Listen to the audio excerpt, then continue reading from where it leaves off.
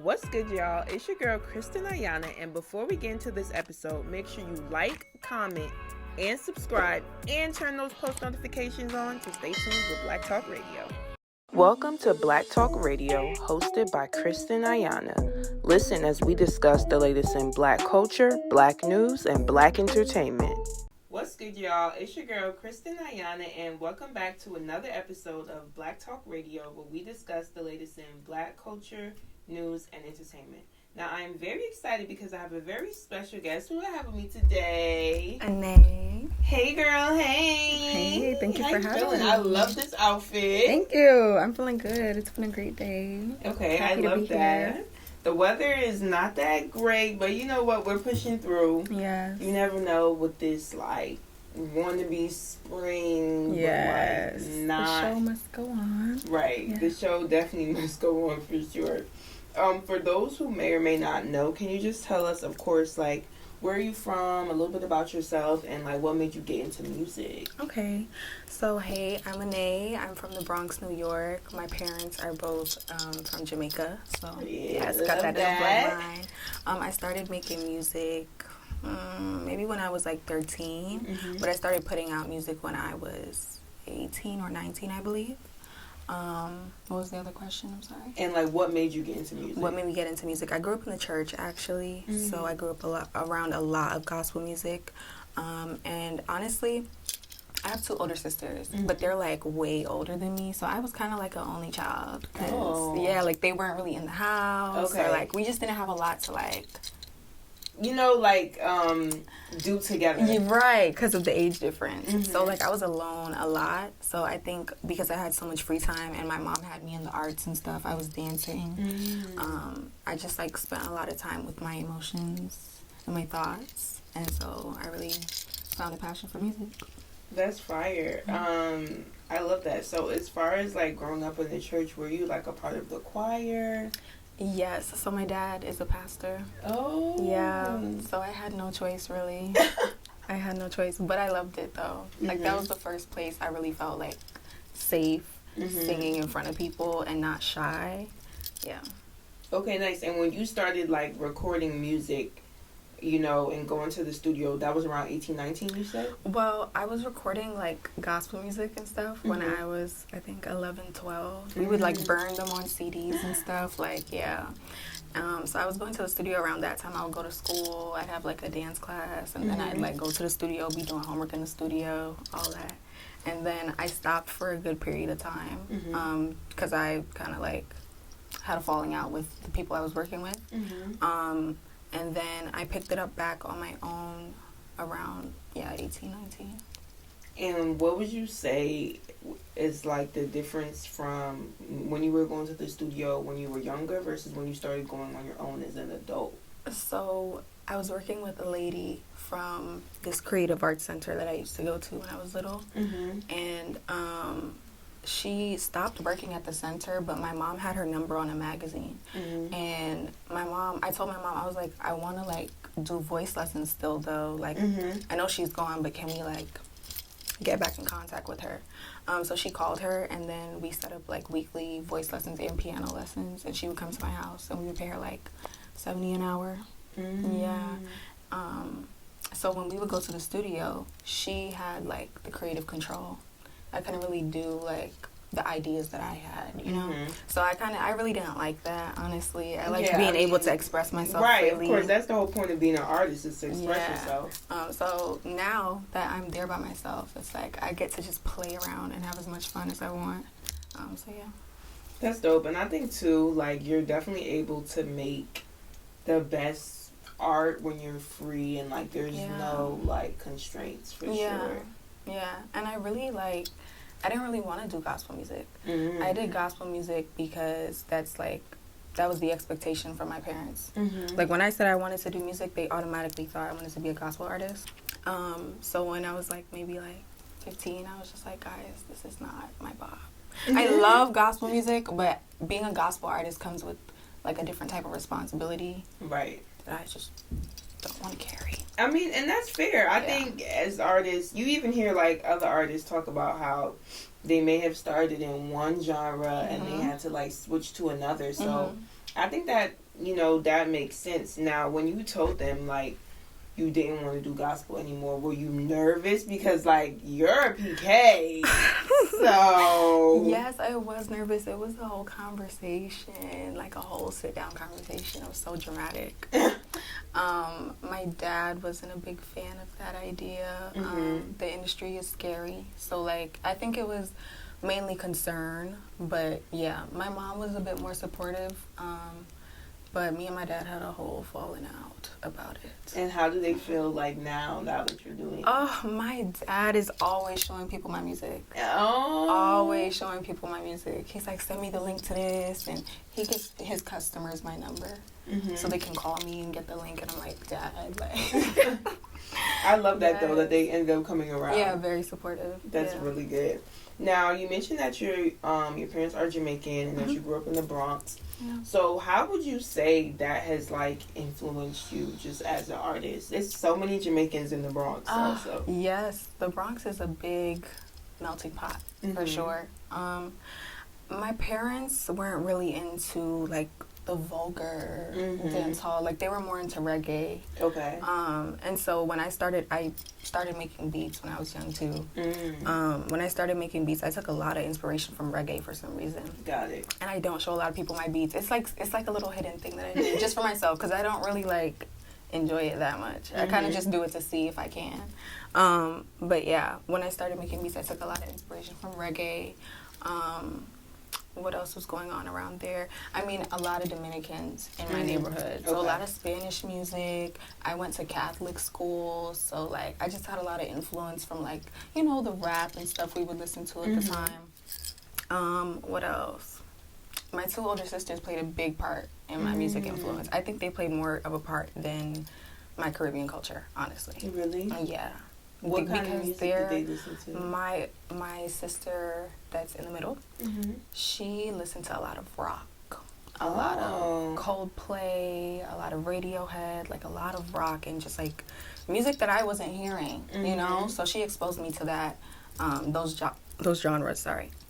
And then my oldest sister, Kanye. Okay. Rihanna. I think I found out about Beyonce because of my oldest sister. I think she was watching like MTV or something, and then I was like, I want to do that. Yeah. I love that. It's so interesting though because as kids, you never know like what will stick out as like a core memory for you until like you grow older. So I love that you got that experience to know like, okay, this is what I want to do. This is what I want to be. And I do think too, even though you transition from like gospel to a different genre, it's good that you were able to like start singing from such an early age. Like there's so many people that don't get to do that or don't even have like the resources or space. So I think that was dope for sure. Yeah. Definitely. So something I'm gonna ask, I get a bunch of artists up here that, perform in different genres. And we talked a little bit about like gospel, a little bit about reggae, dancehall. But I have to ask, as a singer, what would you say is like your favorite thing about the R&B music scene right now? Right now. Interesting. Let me think about that for a second. Take your time.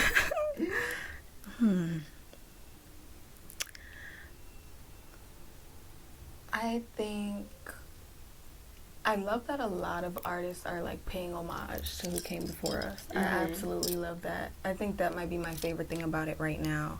I think modern R&B has lost a little bit of the soul. Okay. But I think there are like some gems. We have like Kehlani. She's paying a lot of homage to those artists right now. I'm so excited for her project. Oh my god. Jasmine Sullivan is a great one who's been like she's been holding her own for sure. Who else am I thinking? K1 is doing something different. Oh yeah. K1 from London, Sasha Keeble, Destin Conrad, all of them. They're doing something different. Those people, they're my favorite right now. Like the London R&B scene. Yeah, a lot of people be sleeping on London. There's a lot of artists from London that I really do love. Yeah. Definitely, for sure. Even like I noticed too in London, they like to do a good mix of like R&B and dance hall. So there's a couple artists like that I enjoy, like Ski, like Amaria, BB, like that kind of era. Super duper fun. Yeah, for sure. I want to talk about your EP, Revenge Tour. What was like the inspiration behind that? And I love that title, Revenge Tour. I actually didn't come up with the title. My friend, who's also on my team, she came up with the title. But the inspiration, I was going to cosmetology school at the time. I decided to take, well, I thought I was dropping out of college, but it ended up being a gap year. Okay. So I decided. Walk us through this. Yeah, sorry, it's a lot going on. It's a lot. But follow me. I'm in college for 2 years. I'm like... What were you studying? Vocal performance. Okay, which is... I'm studying it now, too. So, yeah, I was like, I'm not really vibing with this. I want time to pour into my music. And my sophomore year is really when I was, like, pushing. So then I was like, I think I should try something else. My school is hella expensive anyway. And so I was like, okay, I think I'm just gonna, like, finish strong. And then I'm going to go to cosmetology school and see what I can do. Because I used to do hair as well. When I was like 14, like people used to come to my house and I would charge them a little $30, $25. Really? What kind of hairstyles did you use? I was doing slick ponytails. That's what I started with. That was like my signature in high school. I was always walking around with a crunchy, slick ponytail. Yes. So people would come to my house and I was like, I think I can do this like as a career and then maybe I could put this money into the music and you know, I thought I was taking an easy way out. I got to cosmetology school. Hated it. I hated it. I think I loved it for like the first 2 months, but then it started hitting the fan. The weather was bad. I was going from the Bronx to 14th Street, like near SOB's, Barrack Street. Oh my gosh, I hated it. What didn't you like about it though? Like that, like the classes? So, the environment, I don't want to out the school, but the environment was quite racist actually. Not a lot of black people. I think it was me and maybe 4 other black girls in my class. Oh wow. Or maybe I'm not counting right, but around there, you know. So it just wasn't, it was anxiety inducing. Every day I would get there, I would have panic attacks in the bathroom. It just felt so like I don't belong here, you know. And then there was this one girl in my class, and she was a little bit, I think she was like 30 or something. And she was like my mama bear. She was my mama bear. Like, if I did not have her, wow. But one day she came to me, and I was sitting down in class, and she was like, you don't like it here. And I was like, I don't. She was the only one that noticed, because I would always go to the bathroom and just, like, have, like, these breakdowns. Like, I can't do this shit. You know? Oh, wait, can I cuss on here? Okay. But, yeah, so she was like, you don't like it here. And I was like, I don't. And I wanted to cry as soon as she said that. Yeah. And I was like, she was like, what are you going to do? Because she was like, you're not going to stay here. I know you're not. So what are you going to do? And I was like, my mom just spent $20K on this school. Right. Like, what am I going to tell her? And then she was like, I think she'll understand. Yeah. Like, and I was like, I think I want to just, like, take the next couple months to regroup. I think when I dropped out of college, I didn't, like, give myself time to think. I think I was just like, I need to stay productive, and I don't want my parents to think I'm not doing anything, so let me just go to cosmetology school. That was, like, really my thought process. So I said, I think I'm just going to take these next couple months and really figure it out. And then I was in an emotionally abusive relationship at the same time. Oh my gosh, sister. It was so much going on. I hated 2025. But you're on the other side. We're on the other side, thank God. But, so that was the inspiration for Revenge Tour, because as soon as I got out of school, I was like, all right, what am I going to do? So then I started writing music. I was spending a lot of time by myself. Most of my friends are in school and busy. I'm unemployed. I'm searching for a job. Oh my God, it was so much going on. And then I saw some girl on TikTok taking an aerial silk class. And I was like, this would be a fire concept for a project. Like, what can we do here? And then I was looking through, like, my lyrics and stuff and my notes, my ideas. I'm like, I've been writing all of these depressing ass songs, low-key. And I'm like, I could do something with this. Like, so then I just tied it all together based on the headspace I was in at the time. Right. It was a rough headspace. And I wanted to take my power back, and I knew I was going to leave the relationship. I just didn't know when. When I started writing it, I knew for a fact, like, all right, I'm planning my exit. I'm mentally gone already. Like, I'm just gonna pour into this and make this be like my comeback. Like, fuck you, nigga. Cause fuck you, nigga. I like, love for that. Real. Like, that was my thing. Yeah. I love that. I mean, how do you feel now, like, you know, being in 2026 and have dropped that project and, you know, being done with that relationship? It feels great, honestly. It feels very freeing. I think it's about to be a year in July. Okay.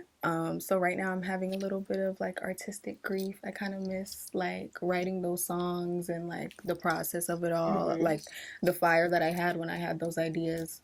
But I think I'm just very proud of that project. And I knew that project was going to be something so special, like for sure. So yeah, it definitely is. I really enjoyed it. Thank you. You have some great songs on there for sure. Thank you. But it's kind of crazy that like I feel like our life experiences, like everything kind of happens for a reason. Like it shapes us. I mean, I know for a lot of artists, they're always like, I know when something bad happens to me, I'm like, damn, I could make a great song out of it. Is that like kind of how you think or no? Low key. Sometimes I'll be like, dang, maybe I need to get my heart broke real quick. I need a good song. A good song. I need a good song. Like, I've been feeling that for maybe like the past couple months. Like, what am I supposed to talk about? Like, life is so peaceful right now that it's almost like, you can talk about peace. You know, but I think like I've been used to chaos for like the past 2 years. So my brain is kind of like reframing itself. Yeah. You know? Yeah, I definitely love that. But yeah, I've been working through it. You know, we got a new single on the way. So okay, what can you tell us about that? Well, it's different. I would say it's a little bit more experimental than what I've done recently. It's still very in my lane, but it's definitely gonna be a bit of a, a little different kick. It's low-key a side chick song. I was never the side chick, but I had an idea, I had a concept, so I executed. Yeah. I love that. Yeah. Well, I'm ready to hear. That definitely sounds like a fun vibe. Yeah. What are your studio sessions like normally like? Because I know certain artists, they like to have like maybe certain people there. They like to record in the dark. They all have like different stuff. I don't like a lot of people in my sessions at all. Maybe I'll bring 2 people with me, but they're definitely like 2 trusted people. 2 people I don't mind sounding a little crazy in front of sometimes. What else? Definitely dim lighting. Just me and my engineer. I've been working with my engineer since I started putting out music. Okay. But yeah, nothing too crazy. Yeah. Real cool. Calm, real calm, collected. I mean, I get that vibe from you though. Like it's giving zen. I'm glad. Like, so I can definitely see that. So I hear that you've received like cosigns from, you know, other people in the industry, you know, on your journey. So can you just talk to us or tell us, you know, who has like maybe reached out to you or supported your music and you were kind of just like, wow? I think the first one that happened, Fat Joe. I think it was Fat Joe. I woke up one morning really early. It's like my body woke me up and I checked my phone and he was in my DM and he was like, I see what you're doing. It's really great. Keep pushing. Like just a quick little like I see you message and I just said like, thank you. Just kept it chill. You know what I'm saying? Just kept it chill. Who else? Darkchild. Oh. Darkchild. That was a big one for me. He had this I don't know if it's his platform, but it was a platform called Protege. And you send a video, but you kind of have to pay. You send a video like of you singing whatever, and I think I paid like $100, and he would give you feedback. So he responded, and he basically told me that my sound wasn't distinct enough. Yeah. How did you feel about that at the time? At the time, I was being a little brat in my head at the time, but he was right. He was 100% right. But he also told me, I think I sang Yubba's Heartbreak by Drake. He also told me that my falsetto was where my money was at. And that was so true because W.A.Y.S, my song that actually did the numbers, is fully in my falsetto. And I was like, he's so right. Because like over the years, I would always think about that in the back of my head, like, why is my sound not distinct enough? Like, what does that mean? What does it mean to have a distinct sound, you know? But yeah, I really appreciated that. And I'm glad I got that piece of advice. Who else? I think those are the top two. Neo. Neo, that was good too. He was also like Fat Joe, like a quick little ICU message. That was nice. But yeah. Love that. I think that's dope. I always like to see. I do feel like the older generation, like, it's very important for them to like pour into the younger people coming up in the industry. So I'm glad that you were able to get that, those flowers, but also like that feedback. Yeah. I do want to get into your song "W.A.Y.S" because I've seen that it's been going crazy online. What was that feeling for you? Because I feel like for so many creatives, sometimes you just need that moment, that one moment where it's like, okay, God, you're like pushing through. Yes. So can you just talk to us about that? When I wrote "W.A.Y.S," I knew "W.A.Y.S" was like something different than anything I've ever done. I was like, oh my gosh, like this is not me. This was God. That was not me. I did a live version for it in August. And before that live version, I had a listening session before I even dropped Revenge Tour. And I was just trying to figure out which order I should put the track list in, what are going to be our lead singles. And "W.A.Y.S" was the song that kept making everybody be like, oh my God. So then after the live version came out, I posted it on Instagram. And my manager, she texted me and she was like, you need to post "W.A.Y.S" on TikTok, like immediately, full video. So I did it. And then the next morning I woke up and like my TikTok was flooded. Wow. Flooded. I was like, oh my gosh, it's really doing numbers. I thought it was going to stay at like 10K. So I was keeping it calm. Oh, okay, cool. Thank you, Jesus. Thank you, Jesus. Thank you, Jesus. Then I'm looking at, and they said 50K. I'm like, okay, this is nice. 100K, 200K, 250. I'm like, wow, like this is crazy. I do love that though, and I think with TikTok too, it's like once you get to a certain mark, they just keep like the algorithm keeps showing your content. It's like, I think Polo G liked the video. Like it was just a bunch of different people liking the video, and I was just like, wow. The comments, it's like everybody was just pouring so much love into me. I was like, oh my God. I love that. Yes. That's amazing. And people are like using the song for their like weddings and proposals, and I'm just like, this is so sweet. Nah, that's fire. I love that. Not the weddings. I know. So cute.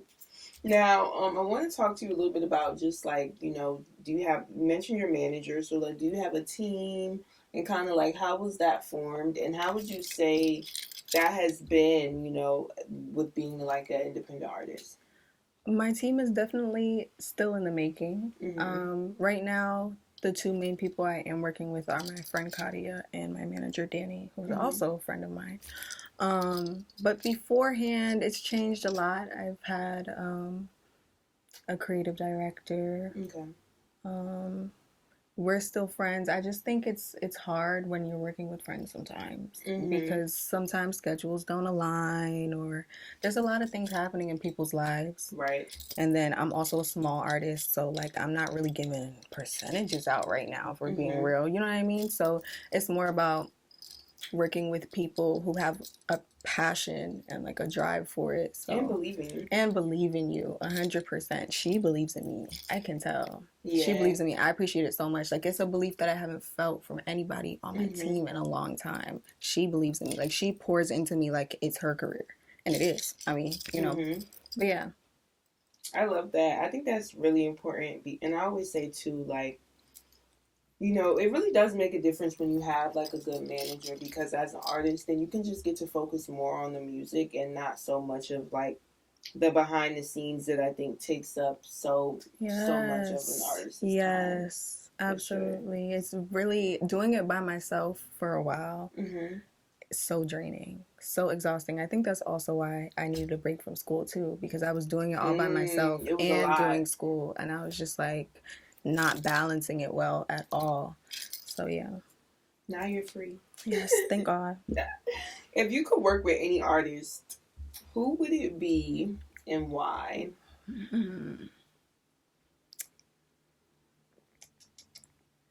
Dead or alive? Aaliyah. Oh, I could definitely see that. Yeah, Aaliyah.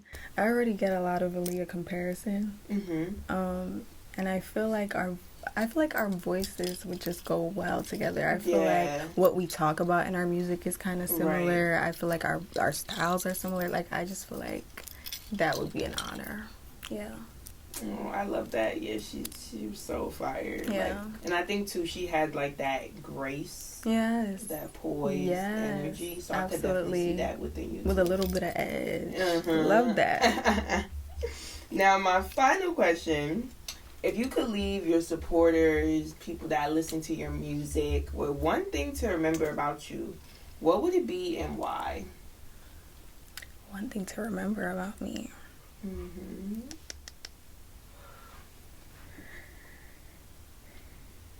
This one always gets people. Yeah. I'm finding it. I'm finding it.